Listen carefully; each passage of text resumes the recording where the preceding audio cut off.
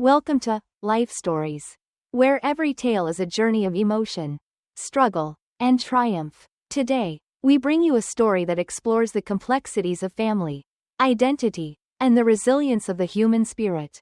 It's a story about discovering who you are, even when the road is uncertain, and finding strength in places you never thought to look. This is a tale of love, loss, and the courage to keep moving forward. So, sit back, relax, and let us take you on this emotional journey. Don't forget to subscribe to our channel to begin today's story. My name is Rachel, and this is a story about loss, betrayal, and ultimately, the path to finding strength in the midst of it all.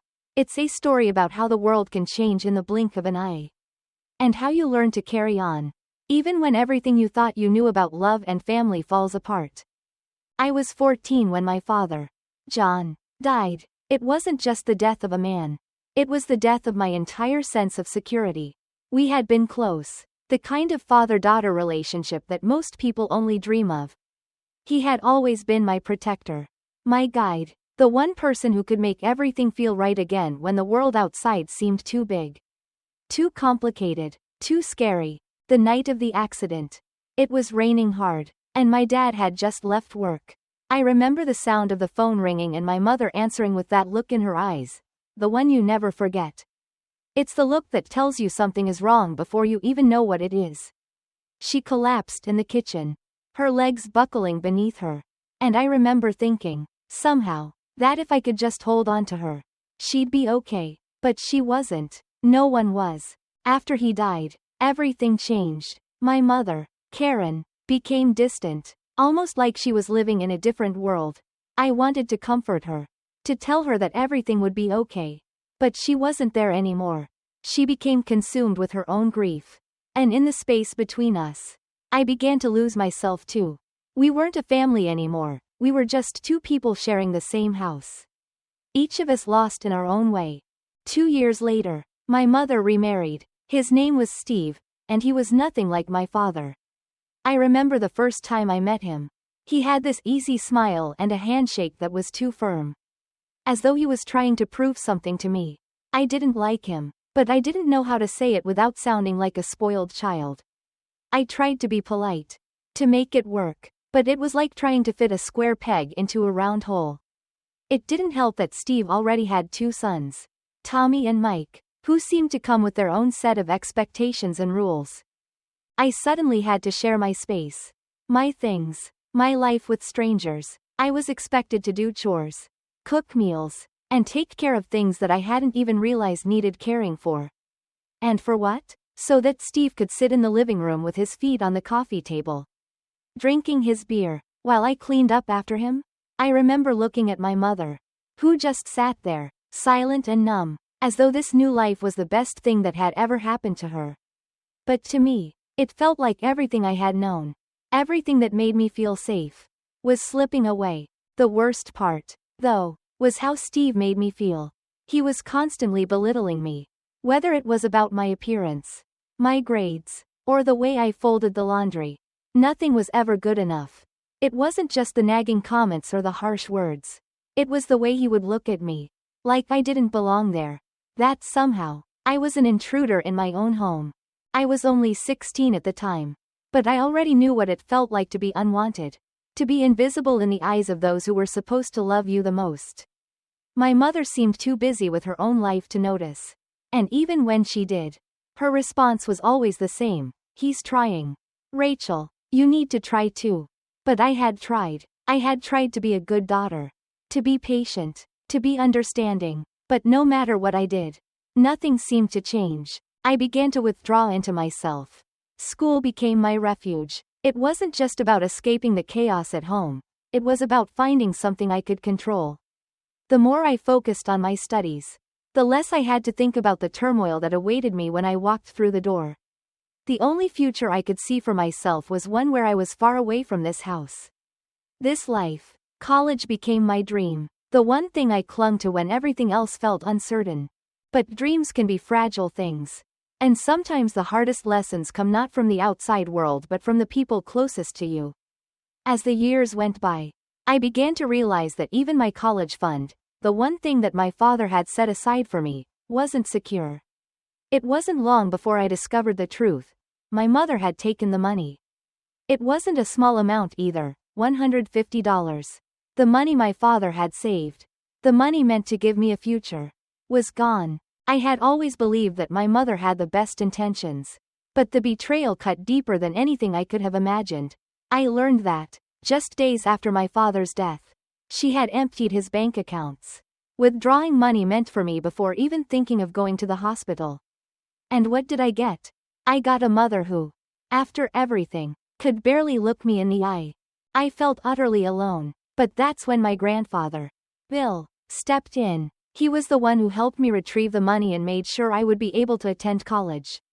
He told me that family wasn't about blood, but about who was there when you needed them. He wasn't just a grandfather to me, he was the first person in a long time who made me feel like I was worth something. In the midst of all that darkness, he became my light. I knew then that I had to leave. I had to leave the people who didn't see me, who didn't care, and start a life that was mine to live. It wasn't just about escaping. It was about finding the strength to stand on my own, even when the people I had loved the most couldn't be the ones to help me. It's funny how life has a way of throwing curveballs when you least expect it. After everything I had been through with my mother and the new family dynamic that I had never wanted, I thought I had learned to expect the unexpected. But nothing could have prepared me for what was about to happen. When I discovered that my mother had taken the money meant for my college fund, it wasn't just about the betrayal of trust. It was about the realization that everything I thought I understood about love and family was a lie. That money, those savings, were the last piece of my father I had left. The last symbol of him that was still here with me. And she had taken it without a second thought. I confronted her, though I wish I hadn't. Maybe part of me just needed the closure. Needed her to admit what she had done. To tell me that it was a mistake. That it wasn't personal. But instead of any of that, she defended herself. I had my own life to think about, she said, her eyes cold and distant. We were going through a hard time. Rachel, I needed to make sure we were okay. Her words hit me like a punch in the gut. The woman who had once held me when I was scared and comforted me when I was sad was now a stranger. She wasn't my mother anymore. She was just a person who happened to share the same blood. But not the same heart. That moment, the one when she looked me in the eyes and didn't even apologize, is when I knew that I was on my own. My mother would never be the person I needed her to be. She wasn't capable of being that. And as much as I wanted to hate her, part of me couldn't. I realized that she, too, was broken. She had lost the love of her life, just as I had, and she had taken a different path to cope with it. That didn't excuse what she did, but it explained it. Still, understanding her pain didn't make mine any less real.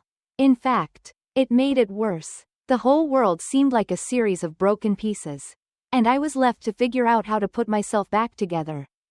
That's when I turned to my grandfather, Bill. He had always been there for me, even when I hadn't needed him. His love wasn't conditional. He didn't expect me to be perfect. And he didn't hold grudges. He simply wanted to help. And in the midst of the storm that my life had become, he was the calm. Bill wasn't just a grandfather. He was the embodiment of strength and wisdom. The kind of person who could sit with you in silence and make you feel like you weren't alone, even when you were. The first time I stayed with him after everything happened, he didn't say much. He didn't have to. He knew that sometimes, words aren't the comfort you need. It's the presence, the stability, the unspoken understanding. He helped me take legal action to get the money back. I was skeptical at first. There were so many obstacles. And I wasn't sure I even wanted to deal with my mother anymore. But Bill insisted that I was entitled to it. That I couldn't let her actions dictate my future. It was his gentle but firm guidance that made me believe in myself again. For the first time in years, I felt like I could stand tall. That I could reclaim what was mine. The process was long and painful. Every step I took felt like a battle. And there were days when I questioned whether it was all worth it. I had already been hurt enough. Why should I go through more suffering just to get what was rightfully mine? But Bill kept reminding me, this wasn't about the money. This was about my dignity, my sense of self-worth, my right to have a future that I could control. In the end, the money was returned, but more importantly, I realized something crucial. I didn't need my mother's approval. And I didn't need anyone to validate my worth. The journey to reclaim what was taken from me wasn't just about the financial recovery. It was about regaining my independence, taking control of my life, and proving to myself that I was strong enough to weather any storm. And as I stood there, holding the check in my hand, I felt a strange mix of triumph and sadness. Yes, I had won, but at what cost? I had lost my family in the process. What was once the life I knew, of shared memories, of Sunday dinners, of laughter and warmth, was gone. It had been replaced by a cold, empty house and a mother I could no longer recognize. But I didn't feel lost. I felt free. For the first time, I realized that I could create a new life. A life where I was the one who decided my path. And maybe, just maybe, that was the only way to truly heal. The weeks following my victory in court were a blur. On the surface, everything looked fine, more like business as usual. I returned to college, went to class, hung out with friends. But beneath that surface, the weight of everything I had lost, and everything I had gained, pressed heavily on my chest.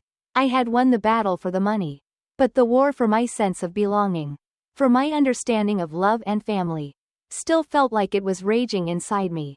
That's when I realized how much I had truly changed. I had spent so many years thinking I was part of something larger than myself. Something I could never escape. But I had already escaped. Whether I wanted to or not. I had broken free from my mother's grasp. From the life I had been clinging to. And the hardest part was accepting that I wasn't going to get back what I had lost. There would be no perfect reconciliation.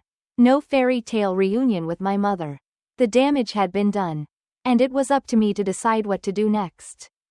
It was Bill who helped me understand that. One afternoon, I sat with him in his old, worn-out kitchen, sipping tea as we talked. Or more accurately, as I talked. He listened as I poured my heart out. Everything I had been holding inside. I told him how I felt like I was drifting, lost in a sea of emotions. Unsure of how to anchor myself. "You're not lost, Rachel," he said softly, looking at me with those wise, piercing eyes of his. "You're standing on your own.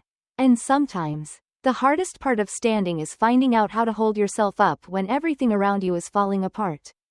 Those words hit me like a punch to the gut. I had spent so much time waiting for someone to pull me back up. To show me the way. But I hadn't realized that I was already doing it myself. I was already walking that path. Even when I thought I couldn't take another step. That realization was both empowering and terrifying. It meant I had to take responsibility for my life. I couldn't keep blaming my mother or my circumstances. Yes, they had shaped me, but they didn't define me. The only thing that could define me now was how I chose to live. How I chose to rise from the rubble. Bill continued, as if he knew exactly what I needed to hear. "You'll never forget what's been lost. You shouldn't, but you can learn how to let go of the anger. The bitterness. It won't happen overnight, but it will happen, and when it does, you'll realize that the pieces of yourself you thought were broken are the ones that make you whole." It was strange, but I found myself taking comfort in those words. They didn't offer easy answers. But they gave me something to hold on to. A sense of hope that wasn't tied to anything external. Hope that came from within. And so, I began to rebuild. Slowly, methodically. Every day was an opportunity to do better. To show myself that I could stand taller. With more confidence, I threw myself into my studies with renewed focus. For the first time in my life, my academic goals weren't just a way to please my mother or fulfill some preordained idea of what my future should look like. They were mine, and they felt like the one thing in my life that I could truly control. I also started to take more time for myself, something I had never really done before. I spent weekends exploring the city, walking through parks, attending events. I didn't always have company. And I didn't mind. I realized that I didn't need to depend on others to feel whole. The more I focused on my own growth, the more I realized just how much strength I had inside of me. But it wasn't just about personal growth. Something else had shifted in me. Something I hadn't expected. I started seeing my mother differently. I didn't forgive her, at least not fully, but I began to understand her. That didn't make what she did okay. But it helped me see that she was a person. 2. Struggling with her own demons. And as much as it hurt, I had to let go of the fantasy of her being a perfect mother. She wasn't perfect, and neither was I. Maybe that was the key. We all have our flaws, our regrets, and our mistakes, but we can still choose how to move forward. We can still choose to forgive ourselves, even if we can't forgive others.